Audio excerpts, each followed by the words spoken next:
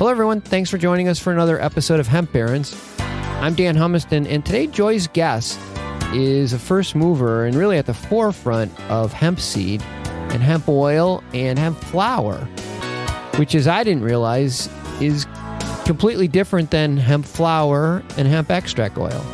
Before I make this any more confusing, let's join Joy's conversation with Matt Birkholz from Colorado Hemp Works.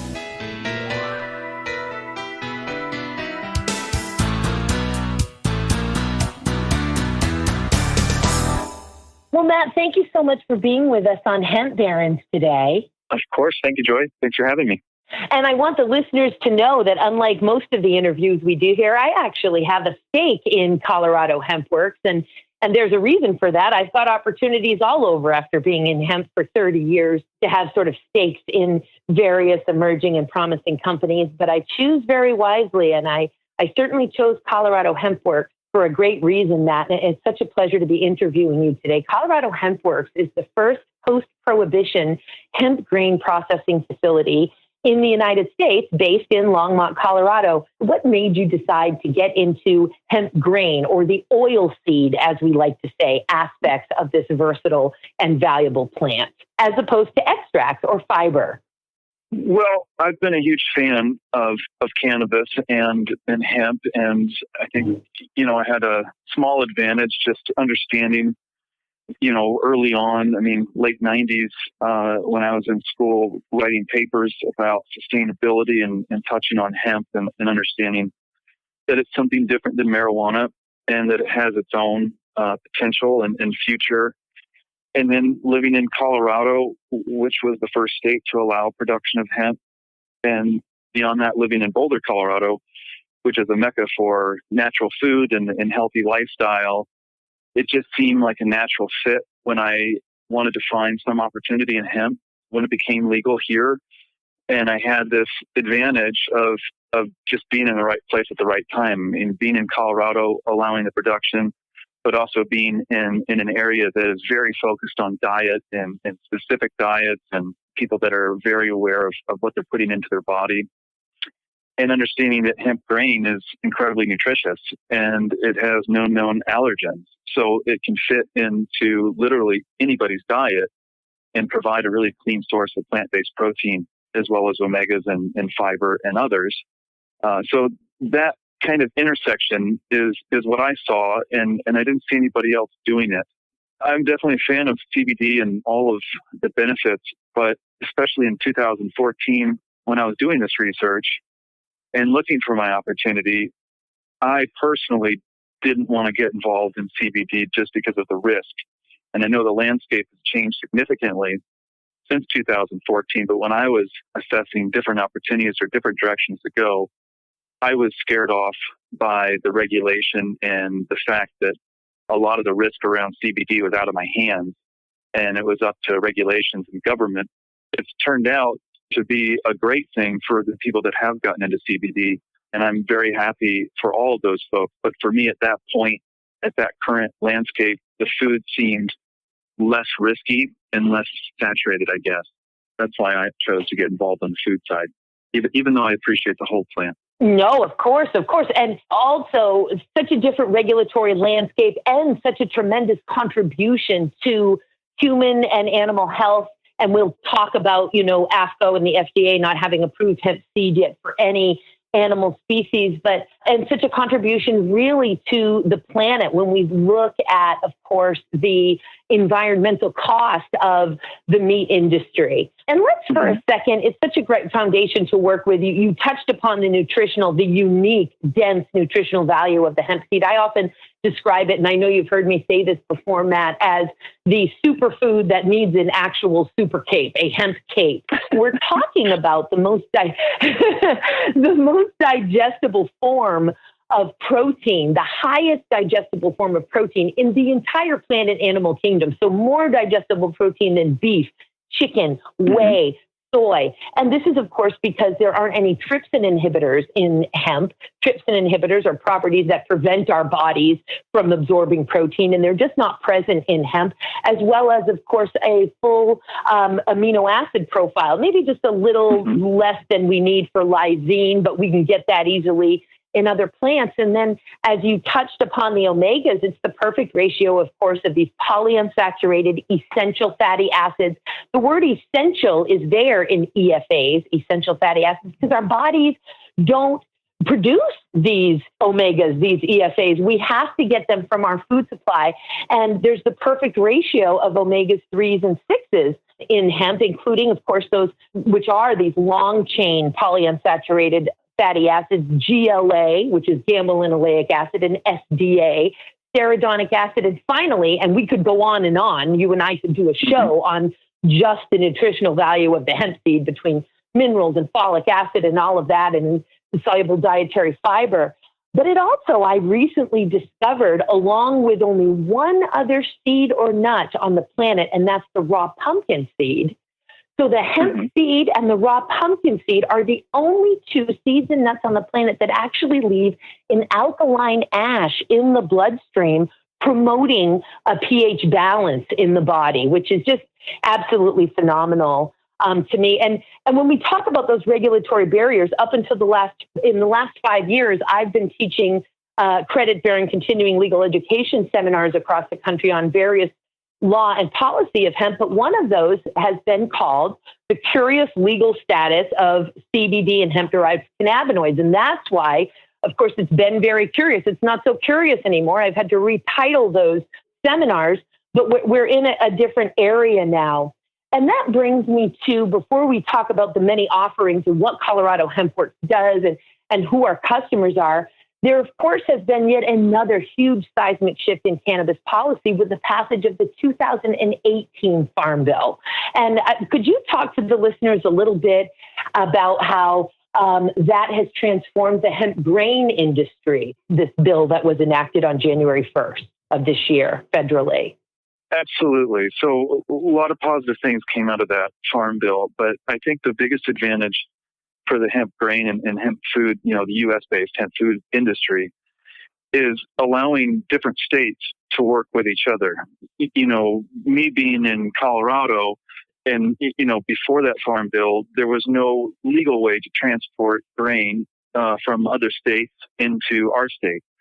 And in Colorado specifically, there was a huge surge in recreational and medical marijuana grows, as well as CBD grows. So there has been this gold rush in a state that at one point was the only state, and then one of just a handful of states that could produce CBD, which really drove up the price of land and the price of farming, the price of warehouse space. So we were sitting here with a fully functioning food manufacturing plant, and there was a very scarce supply of grain. And now that we can transport, we can federally legal to interstate commerce for us to transport grain from other states where it makes more sense to produce hemp grain at a large scale, such as Montana or Minnesota, North Dakota, Iowa, Kansas, or, they're coming online. That farm bill opened the door for us to connect with these farmers, these big grain farmers in other states. And at the same time that we were sitting here with a functional processing facility and limited supply of grain, there were farmers in these other grain states under their own pilot programs who had produced large amounts of grain and had no buyers, and they were in a similar situation. They weren't able to export it to other states. So that farm bill allowed us to connect and, like puzzle pieces. So, the interstate commerce and the allowance of cooperation between states is really the biggest benefit that we've seen so far from that farm bill. Which is just fantastic. And as you may know, on May 28th, the Office of the General Counsel of the USDA forth an extensive legal opinion from the USDA's perspective as to the impact of the Farm Bill. It was fascinating. It was all in our favor. And it not only says that under the 2018 Farm Bill, states and tribes may not prohibit the interstate transport of hemp.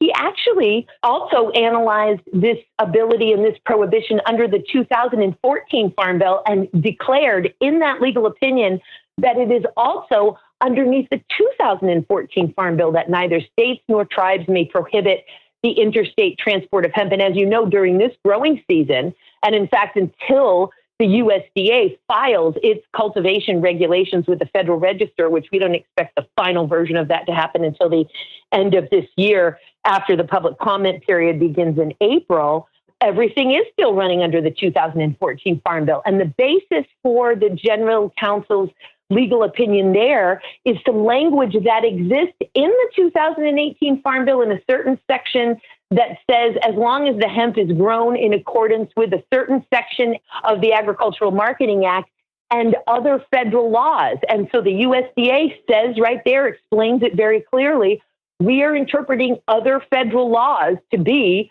the 2014 Farm Bill, and we therefore state that neither tribes nor states may prohibit the interstate transport of hemp, even under the 2014 Farm Bill, which I do just find fascinating. And let's talk for a second, some basic education. You know, after you've been in hemp for so many years, and of course, most of us got into hemp for oil, seed, and fiber all those years ago. And this idea of hemp extract, or CBD extracted from hemp, sort of came at us like a side-blinding ton of bricks about 5 years ago. So I want folks to understand that even though folks may use the term CBD oil or hemp oil when they're talking about CBD extracts, the reality is that we're trying to educate, and it's a shared responsibility, all of us here, that we called hemp an oil, seed, and fiber crop, meaning we press oil from the seed of the plant, which we also refer to as grain, right? So it can get confusing for folks. We're calling it an oil seed crop. We're calling it a grain crop. That's different than CBD oil, which is extracted from the flowering tops and the leaves of the plant. So extracts come from the flowering tops and the leaves, and CBD is an extract, and that's where hemp extract comes from, versus hemp oil or hemp seed oil, but we've created the term hemp oil decades ago, and that is oil pressed from the seed, not a source of cannabinoids at all, and very rich, of course, in omegas 3s and 6s. Will you tell us what products Colorado Hemp Works processes and distributes? Sure, of course. Yeah, no, and I think that's a good point. There is a lot of natural confusion around two areas, and you just very eloquently pointed out the two different oils, the extract oil from the flower and green material, and then the expelled or cold pressed oil coming strictly from the seed. So that is one of our products. Hemp Seed Oil is the product that we produce. And we sell that to some different natural food companies that'll use that as an ingredient in a product that they make. But the biggest segment of our hemp seed oil goes to CBD companies, to make it even a little more confusing. But CBD companies use hemp seed oil as a carrier fat for CBD in a lot of their products, you know, especially tinctures, but some of the edible products as well. So hemp seed oil is one of our products. Hemp hearts is another one of our products, and that's the hemp nut or a deshelled hemp seed. So we're removing the shell and then isolating the nut, packaging that, and wholesale supplying different natural food companies that, again, use that in their food products. And those hemp hearts have the oil. That's where the oil is contained. And also that's where the protein is. So it's a high protein, high omega, really, really clean, healthy fat and really clean, healthy protein in the hemp hearts. And then the third product that we sell, we create some protein powders, a co-product that comes out of the oil press. And once we expel the oil, everything else that's left is referred to as a seed cake or a seed meal. And that's not unique to hemp. That's similar to soy meal or canola meal or any other seed that's pressed for oil. And it's a dry product, and it's very high in protein because you've taken a seed that's about 30% or more protein and 30% oil, and then you remove the oil and you further distill that protein down in the resultant cake. So that's naturally around 40% protein. And we mill that seed cake down into fine powders and sell that as a protein powder that, again, natural food companies purchase and work into as an ingredient into their products. So you had touched on kind of the confusion around hemp seed oil and then hemp extract oil, or sometimes just called hemp oil, which is the cannabinoid extract. Another area of confusion that I think we need to work out is the word flower. A lot of the powders that are produced from that seed cake have been referred to for decades now as hemp flour and FLOUR. And I think that's confusing, number one, because it doesn't make for a good baking substitute. It doesn't rise like a traditional flour. you can't substitute, wheat flour or rice flour or some other flour that's specifically used for cooking. But it's also confusing with hemp flower, FLOWER, what's being used for plant extract. So you've got two flours and you've got two oils coming from hemp right now. And I think that's a little confusing. And we need to do a little bit of work to help clear that up.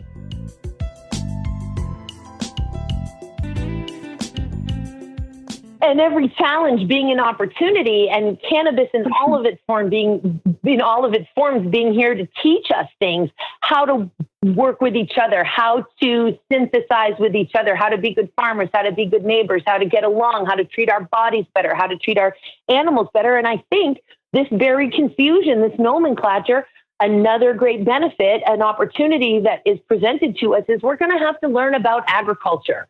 We're going to have to get back to our roots. And that is just another huge, revolutionary, epic, critical lesson that humanity, particularly Americans in this Western civilization, need to be retaught is we do not get our food from a boxed foil package in the freezer section of the grocery store. We get it from farmers, and we need to figure out flour, FLOUR, versus flour, FLOWER. And we need to figure out what an extract oil is versus an oil pressed from the seed. And hemp is here to teach all of that to us. And it's just so fascinating and really fantastic. Now, who are our customers? I know. And by the way, also, just thank you for explaining that the protein powder is, in fact, a co-product from the hemp seed oil industry. In fact, I used to think about 20 years ago that to get a hemp protein, you'd take that seed and you would grind it up, and then you'd get your protein powder. But in fact, you'd get a nut butter if you did that. The protein powder heavy is the oil. co-product from the seed cake, right? It is milled after the oil is pressed out of it. The seed cake is what's left over, and that is milled into the protein powders, which I just think is so great. So our customers, who are our customers for the hulled seeds and the protein powders, generally speaking? Those are almost exclusively all natural food companies that produce some type of product and use hemp as one of the ingredients. I think one of the most visible customers that we have are two of them. Really, I was going to mention Nativa, but also Evo Hemp, who's here in Colorado. Nativa sells hemp hearts by the bag, not necessarily used as an ingredient to produce a different product. They actually sell raw hemp hearts in a bag for consumers to take and put into smoothies or put onto salad, oatmeal, added into their own food on their own. But Evo Hemp, I think, is a really interesting company that's been around for a while. They've been at it for quite a while relative to the laws and legality and public acceptance and those types of things. But they make different bars that are high in protein, and they use deshelled hemp seed in a lot of those. They also use powder in a lot of those. And the powder is usually a really efficient way for a company to increase the protein content in any product. So I know that they're using the powder to really achieve higher protein levels. Another company, another example, Good Seed Burger out of Austin, Texas. They have products. They've got a burger patty that they started making with a food truck and really gained popularity and grew. And now they have frozen patties that are available at Whole Foods and some Safeways. So a pretty wide range of different products that are made from it, but usually what they have in common is their interest in high protein, a vegan or plant-based ingredients. And, especially I bring up Good Seed. Good Seed is an excellent example of a product that is hypoallergenic. So they really cater to all kinds of special diets, and whether it's grain-free, gluten-free, obviously meat-free, vegan products. So yeah, usually vegetarian, vegan, but not exclusively. And we really cater to different natural food companies that are looking to produce hypoallergenic foods. For the hemp seed oil, our biggest customers are CBD companies, and they are really putting the hemp seed oil market on its head right now because of the demand is unprecedented, and they're really for high volumes.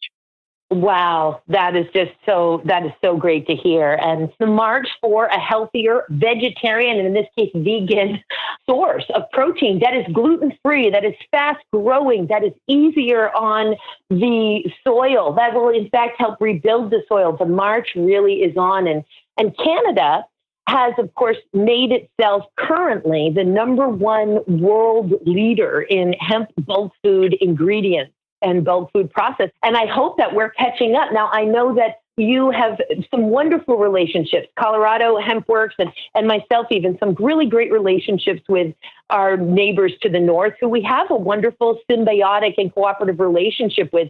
Can you talk to us a little bit about how we work with Canada and maybe even how the shift is happening from Canadian sources of seed to America as these legal barriers in the United States for cultivation are being removed?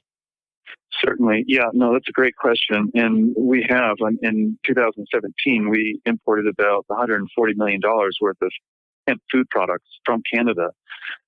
And it's been kind of ridiculous that we have a growing market here for hemp food products, but we haven't been able to produce it. So all of that has been brought in from Canada, but now the struggling U.S. grain farmer is able to produce hemp again. So we'll see how that takes effect. But as far as how we work with Canadian counterparts, it has been cooperative to this point, and I think that's due to the fact that the hemp grain market is so small. The U.S. household penetration for hemp foods is lower than 1%. So there's so much room for growth. And, I think that it's an issue of, where the rising tide lifts all boats. And so it's not about U.S. processors and producers against Canadian processors and producers. And there's this finite pie that we all are just fighting over our little sliver. It's about growing the pie. It's about making the market bigger. And we can do that together by cooperating with genetics, by cooperating with information and techniques, but also committing to each other that we're only going to put out high quality products, because as the other 99% of U.S. households begin to try hemp foods, we want them to have a good experience. So whether it has our label on it, whether it has Manitoba Harvest label or Nativa's label or some other label on it, it doesn't matter. The important thing is that people start to have positive experiences. They have high quality food. They walk away wanting more. They have conversations with their friends and neighbors, and they're positive results. So it's really about growing that market as opposed to fighting over the market that exists today. So fantastic. And in fact, that's such a great segue to the fact that a little lesson I wanted to make sure folks know is we call that shell around the hemp heart, or the hemp nut, as it's sometimes called, that creamy, white looking, nutty flavored hemp heart. We call that shell the hull. And we use the term hulled, whether we mean it has if the hulls have been removed, we call them hulled seeds, or sometimes people call them de-hulled seeds. But I just wanted folks to know, of course, that the word hull actually means the shell of the hemp seed. And most hemp hearts that are sold don't have those hulls on them. And also that folks understand that generally speaking, and everything is sort of general because it depends on the variety and the size of the seed and all of that, but generally speaking, 3 tablespoons of hulled hemp seeds, meaning the shells are taken off, will give you around 10 grams of digestible protein right there in those 3 tablespoons, which can so easily be added to yogurt, salad, stir fry, French toast, pasta, ice cream, throw it in your smoothies. We try not to, of course, heat it with that beautiful nutritional profile. Once we start to get over 124 degrees Fahrenheit or so, we do start to damage that nutritional profile. But man, if you want to add 10 grams of protein to everything, throw 3 tablespoons of hulled hemp seeds on there.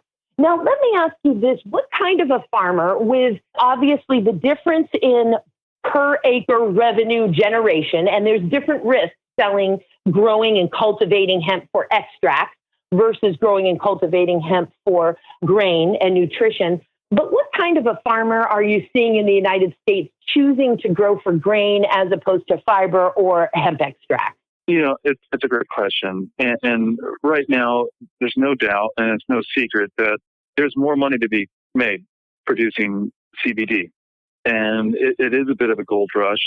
But it's also very new. And the reason that the CBD farmer is making so much right now, and I'm ecstatic for them, is because there's been a spike in demand and a limited amount of states that have been able to produce. And beyond that, it's been difficult to produce. There isn't equipment off the shelf that's going to work with, CBD hemp. So a lot of guys have been out there manually planting clones. I mean, teams of 50 going out in fields and harvesting by hand and, handling it all. It's very high touch. And, so that's changing for sure as additional states are allowing the production. Current producers are getting bigger and all of them are getting better. And there's more automation. So I think that market is going to start to level out a little bit. And people ask often if, we're competing with these same farmers, and why would a farmer want to produce grain when they can produce CBD?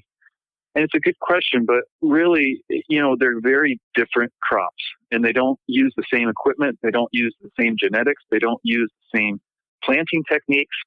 So when you think about who's going to grow hemp for grain, it's not the CBD farmer, it's corn farmer, it's a wheat farmer, it's somebody that's already producing big grain.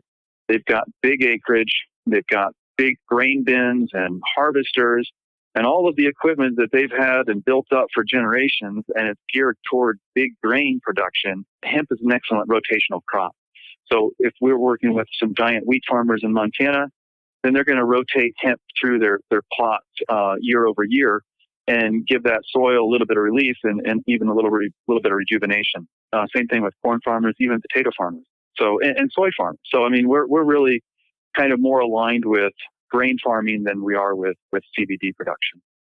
No, it makes perfect sense. They're looking to add hemp grain into their grain rotation of their existing farm operations. So fantastic. And I know that Colorado Hemp Works is bursting at the seams with the growth.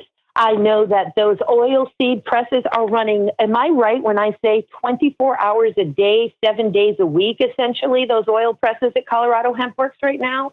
Hemp seed oil? That's true. Yeah. They basically get up to temperature and start operating at their optimal efficiency, and they don't want to be turned off. They don't want to be cooled down. They don't want to start back up. They want to just keep going. So we oblige, and we keep them running 24/7.